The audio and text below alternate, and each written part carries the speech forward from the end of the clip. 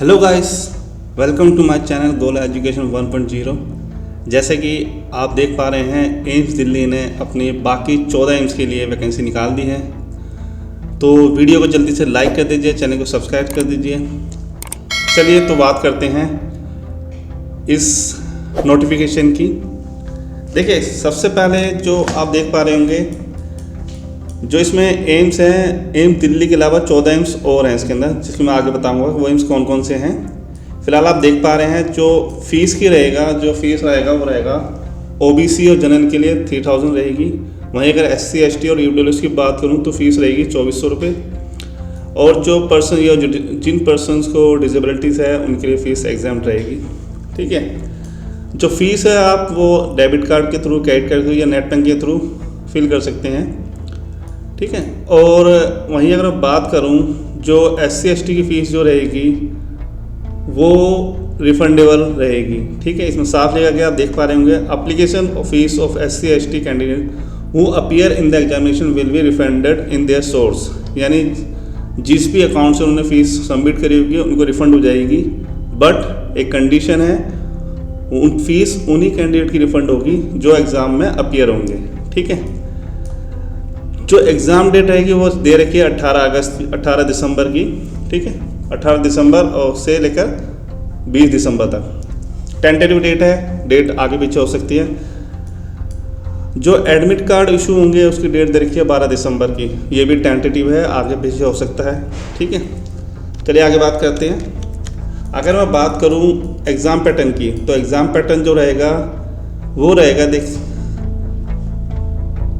40 marks का आपका general section रहेगा, जिसमें आपका 10 नंबर की जनरल इंटेलिजेंस रहेगी, यानी आप जिसे आप रीजनिंग भी कहते हैं। जनरल अवेयरनेस और नॉलेज ऑफ कंप्यूटर 10 मार्क्स का रहेगा आपका। ठीक है, और कॉम्पिटिटिव एप्टीट्यूड भी 10 क्वेश्चन के आएंगे, और इंग्लिश या हिंदी जो आएगा वो भी 10 नंबर की आएगी। देखिए, डोमेन स्पेसिफिक जो आपका पार्ट रहेगा 40 मार्क्स का, वो रहेगा अकॉर्डिंग टू आपकी पोस्ट के। सपोज आप टेक्निकल पोस्ट भर रहे हैं तो आपके कोर्स से रिलेटेड क्वेश्चन आएंगे। ठीक है, यानी आपके एग्जाम रिलेटेड क्वेश्चन आएंगे, वो रहेंगे आपके 40 मार्क्स। ये पोस्ट टू पोस्ट आपका वेरी करेगा। वहीं अगर मैं क्वेश्चन की बात करूँ तो क्वेश्चन के मार्क्स जो 1 नंबर एक क्वेश्चन रहेगा। ठीक है, और एक ज़रूरी बात, इस एग्ज़ाम में कोई नेगेटिव मार्किंग नहीं रहेगी। इसमें साफ लिखा गया, there will be no negative marking for any wrong answer. ठीक है, जो क्वालिफाइंग मार्क्स रहेंगे, मिनिमम क्वालिफाइंग मैं बता रहा हूँ, मिनिमम क्वालिफाइंग की बात कर रहा हूँ, क्योंकि जो कट ऑफ वो अलग बनती है।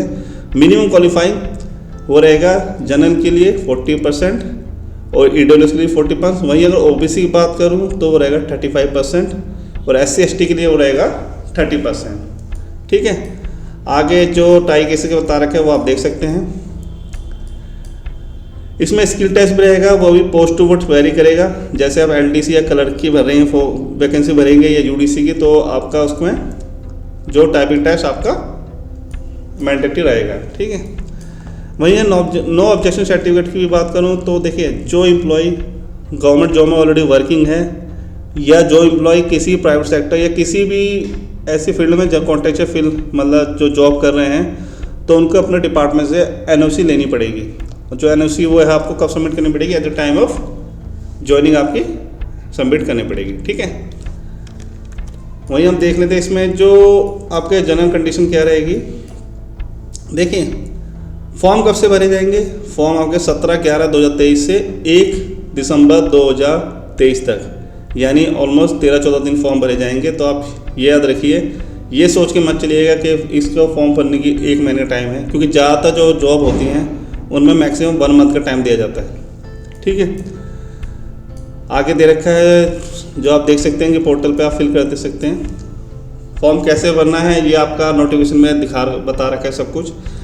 आप नोटिफिकेशन मेरे वीडियो के लिंक से भी डाउनलोड कर सकते हैं। ठीक है, वहीं अगर मैं बात करूं जो एज रिलैक्सेशन है, देखिए जो एज रिलैक्सेशन वो मानी जाएगी आपकी cut off date to determine, यानी cut off date determine eligibility in terms of the age of candidate will be the last date for online submission of application। यानी जो लास्ट डेट रहेगी online form भरने की, उसके according आपकी as मानी जाएगी। ठीक है, अगर SC/ST की बात करूँ तो एज लिमिट 5 साल की उनको छूट मिलेगी। सपोज किसी वैकेंसी, जैसे मान लो आप ASO की वैकेंसी भरते हैं तो उसमें अगर आपकी एज लिमिट 30 साल है तो SC/ST उसको 35 साल तक का भी भर सकते हैं, यानी जिसकी एज 35 साल होने वाली है या उससे नीचे है वो फिल कर सकता है। वहीं OBC की बात करो तो 3 साल की छूट है। PW कैंडिडेट्स को 10 साल की छूट है। वहीं अगर मैं बात करूँ कोई एम्प्लॉय गवर्नमेंट एम्प्लॉय है, ठीक है, सेंट्रल गवर्नमेंट एम्प्लॉय है, तो उसे 5 साल की भी छूट है। और वहीं अगर कोई एम्प्लॉय ग्रुप C का एम्प्लॉय है तो उसे 40 साल तक फिल कर सकता है, यानी 3 साल की उसे छूट है। ठीक है, चलिए आगे चलते हैं।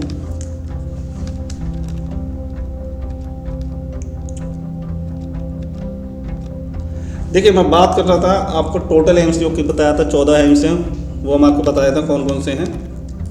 देखिए 14 एम्स जो है, सबसे पहले है एम्स बठिंडा जो कि कहाँ पर है, बठिंडा पंजाब में है।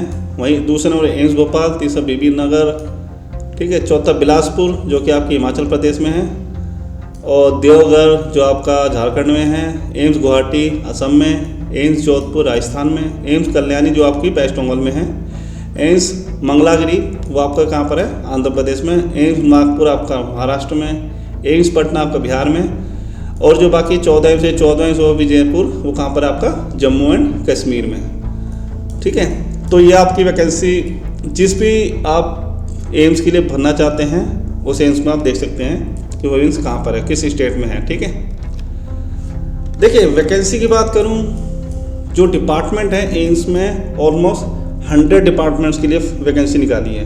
ठीक है, 100 डिपार्टमेंट, मैं आपको बताऊँ 100 डिपार्टमेंट। ये आपका जैसे अब ये है आपका असिस्टेंट एडमिनिस्ट्रेटिव ऑफिसर, इसके अंदर बता रखा है किस किस एम्स में वैकेंसी है। ठीक है, और जो एज लिमिट रहेगी वो क्या है, हर जगह वेरी कर सकती है, आप देख लेना नोटिफिकेशन में अच्छे से। जैसे इसमें मैं बात करूँ assistant administrative officer AIIMS Bathinda में, जो एज लिमिट रहेगी कितनी रहेगी, 1 से 30 साल, और जो पे लेवल रहेगा उसका 7, पे लेवल 7 रहेगा। ठीक है, डिग्री की बात करें तो आपका MBA होना चाहिए या फिर मतलब इसके इक्विवेलेंट होना चाहिए, आपका कोई डिग्री हो या फिर कोई भी डिग्री हो जो कि गवर्नमेंट ने वैलिड कर रखी हो। ठीक है, रिकॉग्नाइज्ड वैकेंसी डिग्री आपकी होनी चाहिए। डिजायरेबल में क्या है, अगर MBA या PG डिप्लोमा इन मैनेजमेंट पे है तो वेल एंड गुड है। ठीक है, वहीं एम्स भोपाल की बात करूँ, उन्होंने भी सेम मांग रखा है, आप देख सकते हैं ऑलमोस्ट 8 एम्स के अंदर बता रखा है। ठीक है, यानी 9 एम्स के अंदर जो असिस्टेंट एडमिनिस्ट्रेटिव ऑफिसर की वैकेंसी है। असिस्टेंट डायरेक्टर की बात करूँ तो 2 एम्स के अंदर है, एम्स बठिंडा और एम्स नागपुर में दे रखी है बस। ठीक है, इसकी डिग्री की बात करें तो MSc मांग रखा है इन्होंने फुल नोटिशन में। बाकी अदर डिपार्टमेंट है, देखिए आप देख सकते हैं असिस्टेंट इंजीनियर है। ठीक है, यहाँ पे आपका लॉन्ड्री में भी है, लॉन्ड्री में क्या क्या जो क्वालिफिकेशन है, इस भोपाल की बात करूँ तो आपका पे लेवल 7 हो जाएगा, एज लिमिट रहेगी वो 18 से 30 साल रहेगी, और क्वालिफिकेशन रहेगी 10th 12th पास या फिर उसके इक्विवेलेंट कोई भी आपने डिप्लोमा या 12th पास कर रखी हो, किसी भी स्टेट से पास कर रखी हो। ठीक है, साथ ही साथ उन्होंने डिप्लोमा मांग रखा है। ठीक है, आप देख सकते हो, प्लस 2 साल का एक्सपीरियंस भी है, तो ये चीज़ याद रखिएगा, एक्सपीरियंस भी मैंडेटरी है। वहीं अगर असिस्टेंट स्टोर ऑफिसर की बात करूँ तो आप देख सकते हैं अलग अलग एम्स में दे रखी है, आप नोटिफिकेशन में पढ़ सकते हैं। ठीक है, अलग अलग एम्स में अलग अलग वैकेंसी दे रखी है। अब डिपार्टमेंट की बात करूँ तो काफ़ी सारे डिपार्टमेंट हैं, आप देख सकते हैं। जैसे बात करूँ कैशियर की तो कैशियर भी डिपार्टमेंट है, उसके अंदर अलग अलग एम्स में अलग अलग दे रखी है, आप देख लेना नोटिफिकेशन में। टोटल एम्स की बात कर रहा था मैं, टोटल कितने एम्स हैं। ठीक है, 14 एम्स है टोटल, और डिपार्टमेंट आप देख पाएंगे 18 नंबर पर दे रखा है इन्होंने जो है डाइटिशियन का। तो आप मैं बता रहा था 100 के आसपास डिपार्टमेंट है, तो आप चेक कर लेना। ठीक है, डिपार्टमेंट की बात करूँ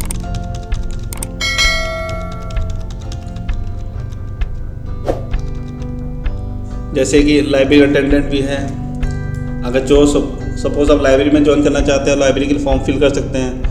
अगर किसी स्टूडेंट ने लाइब्रेरी का कोर्स कर रखा है तो वो भी फिल कर सकता है इसको। ठीक है, एम्स भोपाल के अंदर दे रखा है, एज लिमिट 30 साल तक रहेगी, एम्स बिलासपुर में भी 30 साल तक रहेगी, एम्स देवघर में भी 30 साल तक रहेगी। लाइनमैन की भी भर सकते हैं, सपोज किसी स्टूडेंट ने ITI डिप्लोमा कर रखा है तो उसके लिए बेनिफिट रहेगा, ये पोस्ट बेनिफिशियल रहेगी उसके लिए। ठीक है, तो काफ़ी डिपार्टमेंट हैं, आप देख लेना। ऑलमोस्ट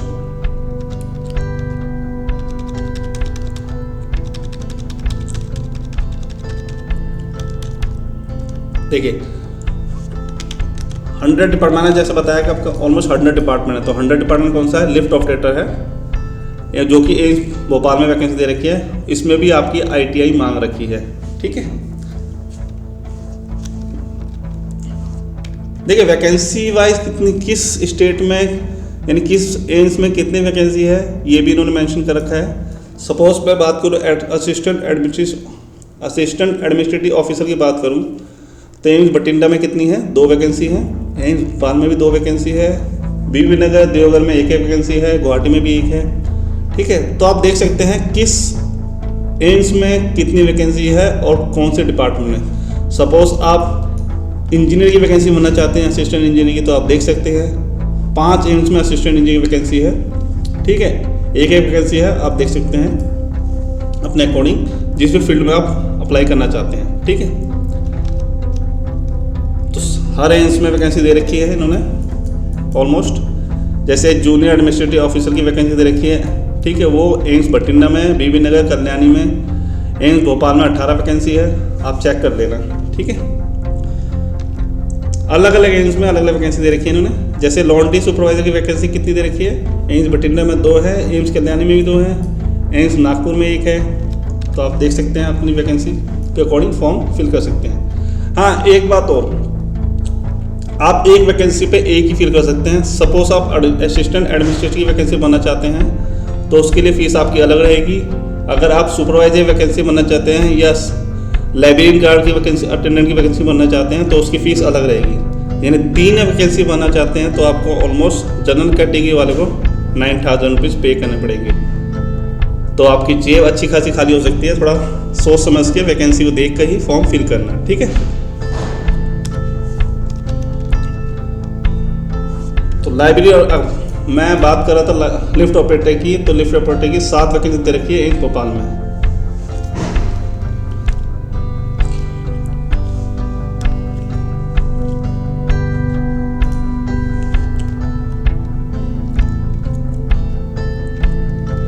चलिए, वीडियो अगर अच्छी लगी हो तो वीडियो को शेयर कर दीजिएगा और चैनल को सब्सक्राइब करना ना भूलें। आज के लिए इतना ही, मिलते हैं अगले वीडियो में। थैंक यू, धन्यवाद।